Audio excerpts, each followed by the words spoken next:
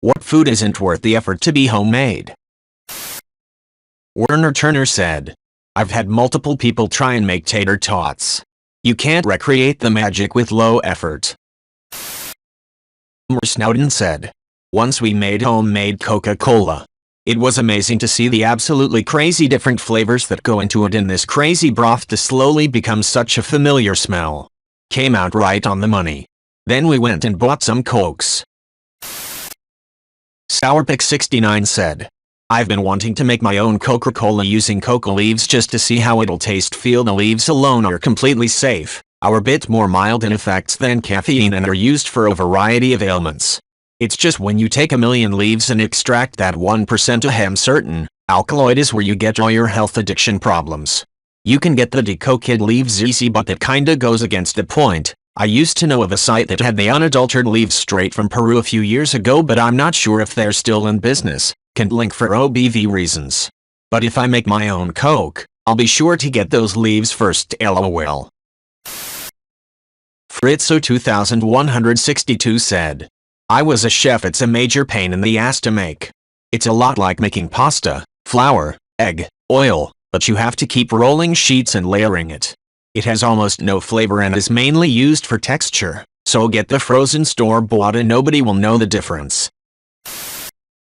Klidge said, yeah, this is even worse than puff pastry, and to make it somehow economically responsible, I'm not even talking profitable, in your restaurant? Impossible. Just the labor. If you are a bakery and you do this every day, and know your price, then maybe.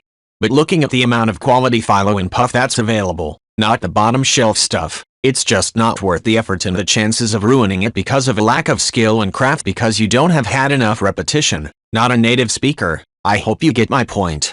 Total waste of time, effort and probably ingredients, because you can't beat the people who make this every day, even if it's in a factory.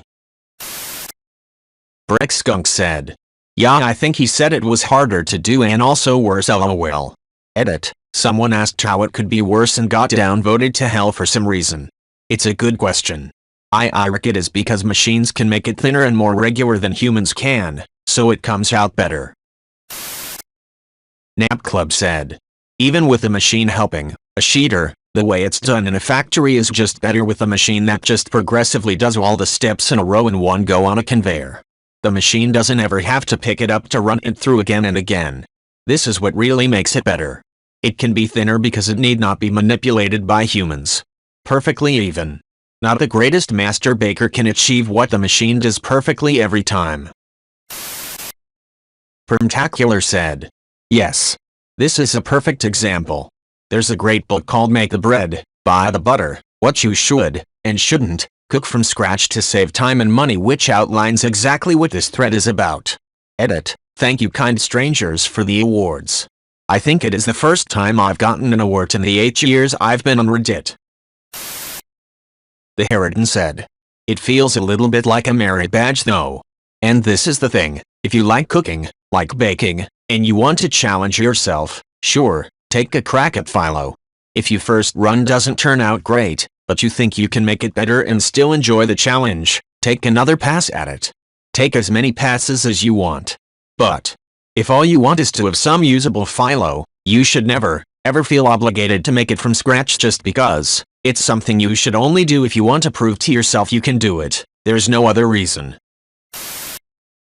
My name Ice Ray said, I made my own chipotle aioli after having a sandwich in a restaurant and loving the sauce.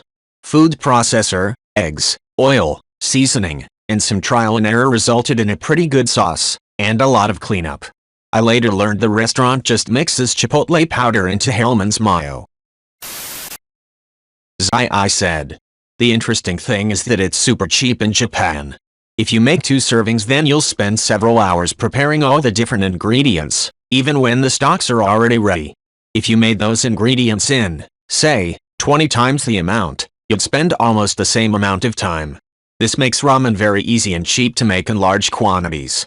Many ramen shops in Japan have pots of stock that simply never stop boiling, and they constantly have all the ingredients ready so that they can serve you a fresh bowl in 5 minutes. The reason why it costs $15 plus in the USA and Europe is mainly because it's served with something exclusive. In Japan you get great ramen for half the price, because ramen is seen as the informal type of meal that you have quickly during your lunch break. Skizit Bezos said, "Yeah, stuff that never stops cooking always intrigues me with the flavors it must accumulate. Like you'd hear of perpetual stews that never ended, simply got more added to it each day and was left simmering every night. Kind of gross but also pretty cool, I'd try it, haha."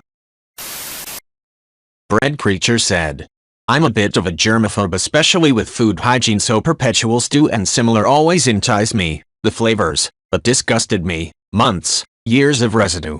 Then I saw the very simple explanation that it's always cooking, so it never enters the danger zone for food temps. It doesn't spoil because it's perpetual. Now, as to all the various bits of whatever that must end up falling in there over time, hairs and whatnot, I try not to think about that. But if something is kept hot, not just kept warm, the entire time, it really does never get old." Beepbor Pimajorp said, "I've never made it myself, but I watched Babish make baked Alaska on his channel and that looked like a real chore for what amounted to a $15 ice cream cake from Baskin-Robbins. Edit. So I forgot Babish's Baked Alaska was part of his Sims video and not an independent video, so if anyone wanted to watch it, here you go. https://yahoo.be/z4bw8_k7ym?tech370. Madness 1231 said, "Recently my housemate took a shot at a full from scratch baked Alaska. It was absolutely gorgeous. He got the fire on it perfectly and everything. The taste too was incredible. I was so happy he decided to share it all, and he was immensely proud of having pulled it off successfully, but soon as we dug in to eat he said, 'Enjoy that. I'm never making this again because it was such an incredible pain in the ass to make all of it from scratch.'" Contribution Putrid 18 said, "The author of the book Make the Bread, Buy the Butter combed through dozens of typical foods and determined which ones are worth producing yourself and which should be purchased. Strongly suggested. The book also includes recipes and color commentary, and it's a lot of fun." Bookskeeper said, "Yes, because you get to control how much salt, or any other flavor, goes in. I'm sensitive to salt, so I tend to add less than what I get from the store. I made a cinnamon honey butter heavy on the cinnamon because I love that flavor. Yes, you could buy unsalted butter and go from there, but aside from missing out on the buttermilk, I like having done the whole process. As someone who makes their own whipped cream, I also like knowing that if I overwhip it I can just keep going and make butter instead." Heroforbits 23 said, "My aunt was a professional baker for a long time. According to her, if you shop at Costco the answer is cheesecake. She was always particularly good at making cheesecake, and she fully believes there's no reason to put in the effort because the ones they sell are that good. I haven't had her homemade cheesecake in a long time, so I can't compare, but those Costco cheesecakes are the bomb. Also, my cat loves to sleep in the lids. Edit. Cat tax?" Lost Iker 68 said, "Tamales. As a Texan, tamales are life, but I never knew why they were so damned expensive. Then I tried to make them. The recipe and ingredients are easy, but assembling the damn things takes 4 arms and 92 fingers. I will happily hand my money to some nice abuela for them so I never have to lose my mind with sticky masa ever again." PK Hammer said, "It was certainly not a party, but I have very fond memories of that machinery. It was a well-oiled, perfectly synchronized assembly line. Us children would remove and stack the corn leaves. One of my aunts would finish cleaning the cobs and slicing the kernels apart. The older cousins would take turns on the small stone mill, cause it was exhausting. My mom and grandma would be taking the batches of pureed corn and mixing them with lard, water and salt until it became something doughy. Then whoever was left washed the leaves and folded the tamales, sometime adding serrano chilies and queso fresco. If you did a good job at your post, grandma would sometimes move you up the assembly line, which was very satisfying. Regardless, I can't possibly imagine 1 or 2 people doing all of this in a small kitchen." Abit said, "Croissants. I spent hours trying to make those ones once and the result tasted fine, but they weren't croissants. Getting the layered puff pastry right is beyond my skills and it's an absurd amount of work. Now I just buy some if I want some." Edit. People, please stop suggesting Pillsbury. I'll buy them at a bakery. Put the ones Pillsbury sells in cans are a crime against. Bakery? A crime anyways. Turriflux said. The real answer is any cuisine you don't make a lot or often. If you make Italian regularly, you'll have a lot of stuff to make most of it, but suddenly switching to another culinary tradition that requires you to buy everything can make it expensive, and then you have a bunch of stuff you don't use regularly. Some of it lasts, some of it doesn't. Also a huge amount of things if you're just feeding yourself. Everything is made for family, so sometimes even basic stuff produces a lot of waste because you don't want to eat the same thing for 4 meals because you could only buy the stuff in those quantities. Takeout is often strictly portioned for one person, makes it very tempting. Irian Jaya said. Sourdough bread, at least for me. I don't want to have to maintain a sourdough starter for something I will not make that often. Let the bread gurus have their thing. I'm content with my quick breads. Edit. I love the range of everyone's replies. Half of you are like, easiest thing ever, only takes a minute per year. The other half are like, it's like literally raising children. Juiciest said. Kimchi. It's messy and take a whole day. There's a reason why Koreans set aside a day for making it and make enough to last half a year at least. There was a farmer's market near me where they were selling artisanal kimchi and I just laughed. Making kimchi is the opposite of small batch. You make as much as you can possibly store and control how quickly they ferment. I get it though. If you grew up eating the one your mom made from a family recipe, other kimchi will taste different and some might even taste not that great for you. But honestly, it's worth cutting that tether and getting used to factory-made kimchi, still made by a bunch of old ladies except in an industrial scale, because once you get used to it, it's still pretty good. I will however forever hold in my heart the memory of kimchi making days when my mom would work the whole day salting cabbages and mixing up the stuffing, and make me a plate of the fresh stuffing wrapped in the wilted, salted cabbage leaves. Sam. It's an amazing treat only available on the day they make kimchi. PN2 said. A lot of pasta stuff. I'm thinking specifically of pirages. Homemade tastes better for sure, but maybe like 25% minus 50% better than store-bought. However, instead of being a meal that takes 15 minutes, it becomes an all-day affair with hours and hours of work. 50% better taste for 1,200% more effort isn't a good homemade improvement ratio emo. Lucifer said. I personally keep those ingredients in stock at all times for various dishes every week, but I agree it definitely is not worth it if you're buying it for a one-time use. A bag of each of those spices at my local Asian store is already $2 for each, then add in the expensive cost of beef these days, and the garnishes that go bad quickly. A bowl of pho is only $10.15 depending on the area. My Vietnamese mom just uses the pre-packaged pho flavoring powder. You can find it at an Asian store or Amazon. She cooks Viet food every day but not ones that use those ingredients, so she also sees it as a waste of money to make from scratch despite growing up in Vietnam. Invisible Archive said. It's a very technical food, you probably just need more practice. It's really not too bad, especially with a rice cooker. I usually make it once a week for lunches at home. Start your rice like 2 hours before you wanna eat. Wash it thoroughly so there's little extra starch and rinse water. 5 or 6 passes. Once the rice is cooked, transfer to bamboo cooling bowl, or any other big bowl, but bamboo is best because it absorbs extra liquids. Leave for 30 minutes. Season your rice. I use a mix of soy sauce, rice vinegar, table sugar, and white pepper, but you can adjust based on taste. The main thing you want is a little vinegar and sweet since you won't usually be adding those flavors later. I use soy here BC. I don't add it later either, but up to you. Add in bits. Using a rice paddle to mix by slicing sideways, so you don't mush the rice, until all the rice is broken apart and sauce is evenly mixed. Leave to cool 20 minutes more. Prep your ingredients. Slice your veggies as thin as you can. Try to get everything evenly sized and thinly portioned in long strips whenever possible. All that prep maybe takes 15 minutes of actual effort. Most of it is just waiting for the rice to cool. Invisible Archive said. When you roll the sushi, get a bowl of clean water and a towel, a sharp knife and a bamboo roller mat. Slowly press rice evenly across the wrap, but anytime you're gonna touch the rice, wet your fingers first. Anytime you're gonna touch the roll, dry your fingers. Don't squish the grains. Just gently press them into a flat thin even layer. Add your fillings, get them as close as you can. Flip the roll in the mat over the fillings and tuck the edge in tightly, pull the mat free and finish the rolling the rest of the way.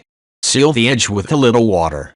When you use the knife it should be clean, which means every slice or two you need to dip your fingers in the water, run your fingers along the bits of rice on the knife to loosen, and then clean with your towel. If you do not do this well your seaweed wrap will tear. This whole process takes maybe 3 minutes per roll once all the prep is done.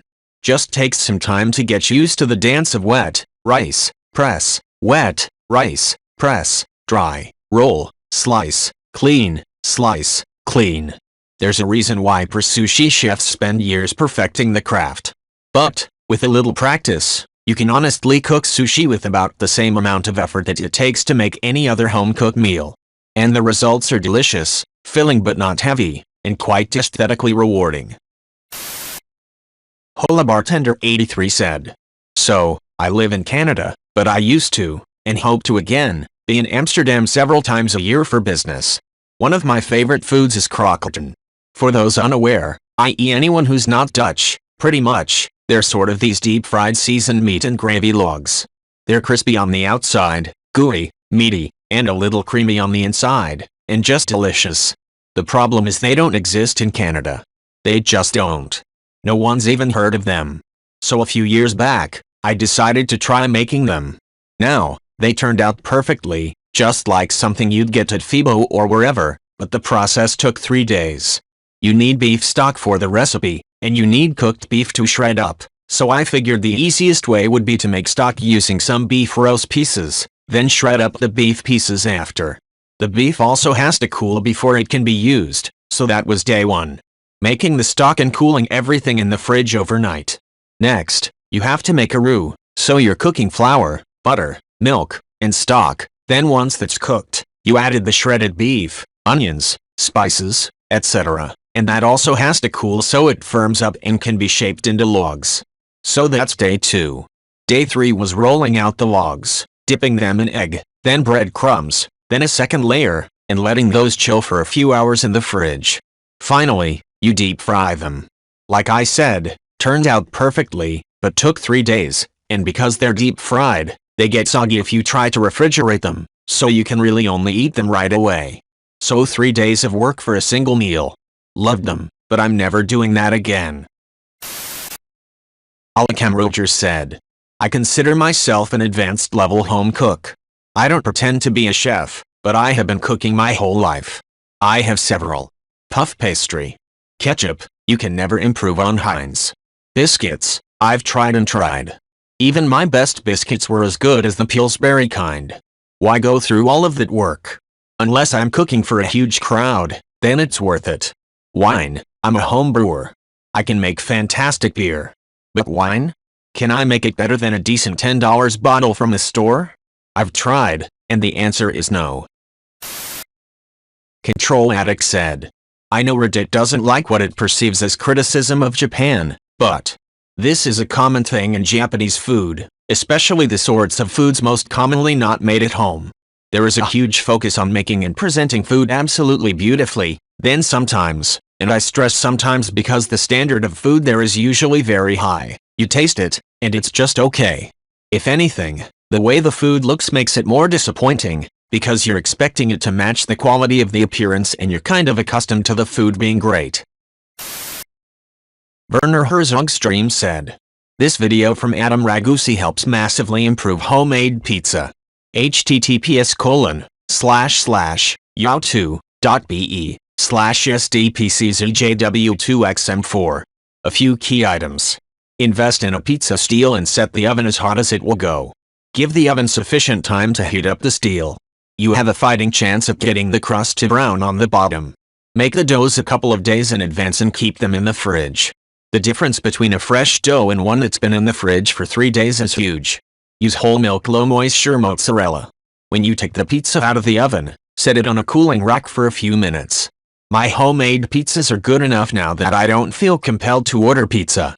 It's also not a huge operation the day of, because I've made those in the sauce in advance. Javid Cinders 44 said. It gets old after a while. I mean, how many times does he have to go pa? No, Kia is in a really high voice? I think that's the problem with a lot of these YouTube celebrities. They get famous for one shtick, and proceed to spend the next few years beating that horse into a bloody pulp, then surprise Pikachu when subscribers start falling off. Uncle Roger is getting so formulaic. Pornhub music, sorry. Children. In every video. Talking about how he put his leg down from chair and how that means it's bad in every video. Message is king of flavor in every video.